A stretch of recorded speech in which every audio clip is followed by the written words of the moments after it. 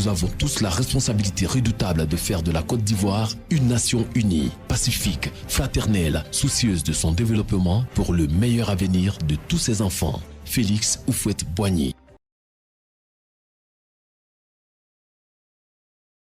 Comme annoncé la semaine dernière, dans cette vidéo, la vidéo de cette semaine, nous allons parler de l'obéissance à sa conscience.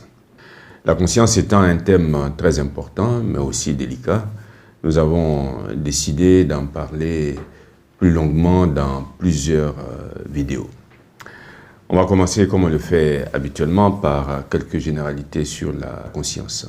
Mais il est bon de rappeler que ce programme étant un programme d'éducation civique, d'éducation à la citoyenneté, nous laisserons volontairement de côté toutes les discussions de tout genre relatives à la conscience pour nous attacher à quelques règles et principes essentiels à connaître pour être un bon citoyen, pour être utile à soi et aux autres, et pour être aussi agir de cette manière en conformité avec sa conscience. Alors commençons par la définir. Qu'est-ce que la conscience? Comment peut-on l'appréhender? Bien, nous allons regarder, comme on le fait assez souvent dans l'un des dictionnaires que nous utilisons, cette fois-ci le dictionnaire Larousse, qui nous dit que le mot conscience vient du latin conscientia, qui signifie connaissance. Et ce dictionnaire définit le mot conscience de deux façons. La conscience, c'est d'abord la perception, c'est-à-dire la connaissance plus ou moins claire que chacun peut avoir du monde extérieur et de lui-même. Il s'agit là de ce qu'on appelle la conscience psychologique ou réflexive. Dans ce sens, on dit que c'est quelqu'un de sérieux, qui a conscience de ses responsabilités, j'ai conscience de mon erreur, j'ai conscience de moi-même, etc., etc. Et dans cette acception, la conscience a pour synonyme les beaux sens et sentiments. Et la conscience, c'est la deuxième acception, c'est le sentiment intérieur qui nous pousse à porter un jugement de valeur sur nos propres actes. C'est le sens du bien et du mal, et il s'agit là de la conscience morale qui va nous intéresser dans le cadre de ce programme d'éducation à la citoyenneté. Et donc nous allons y revenir plus longuement.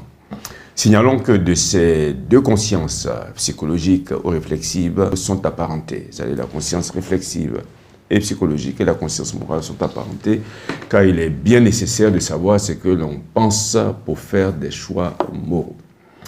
Le mot conscience a donné naissance à plusieurs expressions dont nous allons citer, comme nous le faisons assez souvent, les principales. Avoir bonne ou mauvaise conscience, qui signifie n'avoir rien ou avoir quelque chose à se reprocher. En conscience, qui signifie sincèrement, honnêtement, franchement. Par le passé d'ailleurs, on utilisait aussi à la conscience, en bonne conscience. Avoir la conscience large ou élastique, qui signifie être peu scrupuleux, ne pas être exigeant en matière de morale personnelle.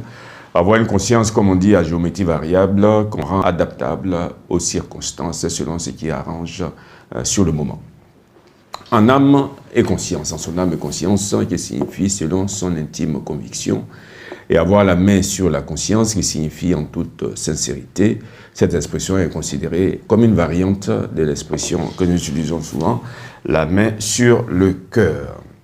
Et avoir quelque chose sur la conscience, qui signifie se sentir coupable, responsable de quelque chose, se reprocher une faute.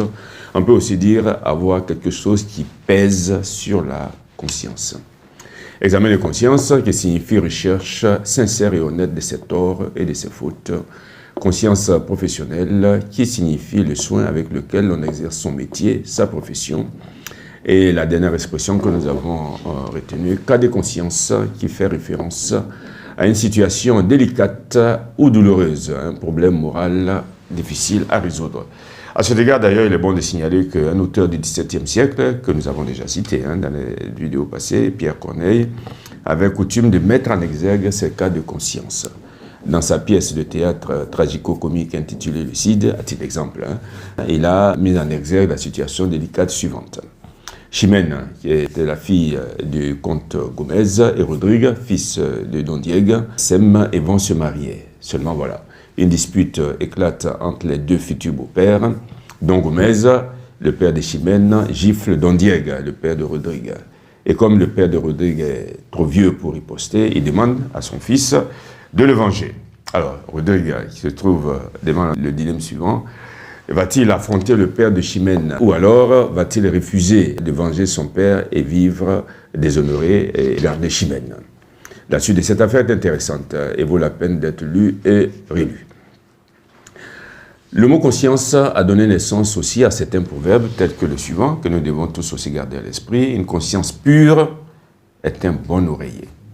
Ou encore, une bonne conscience est un doux oreiller. Les deux proverbes signifiant que la personne qui n'a rien à se reprocher a un sommeil tranquille, parce que cette personne dort sans agitation, remplie qu'elle est par le sentiment d'avoir bien agi. Il est possible de rétorquer à cela que les seuls bons oreillers qui permettent de bien dormir sont physiologiques ou chimiques. C'est vrai. Mais prétendre et défendre cela peut avoir des conséquences funestes sur la perfection personnelle et la vie de la cité, car cela aboutit à quoi? Cela aboutit à régner à l'homme sa vocation morale, dont la détermination possède de la conscience qui lui dicte ce qu'il doit faire et ce qu'il doit éviter. Dans la semaine prochaine, nous allons continuer à parler de ce beau thème, l'obéissance à sa conscience, qui permet à l'homme d'être plus humain, c'est-à-dire de vivre en accord avec son humanité et la dignité que cette humanité recèle, et qui permet aussi cette conscience aux sociétés dans lesquelles ces hommes vivent d'être tout simplement plus humaines.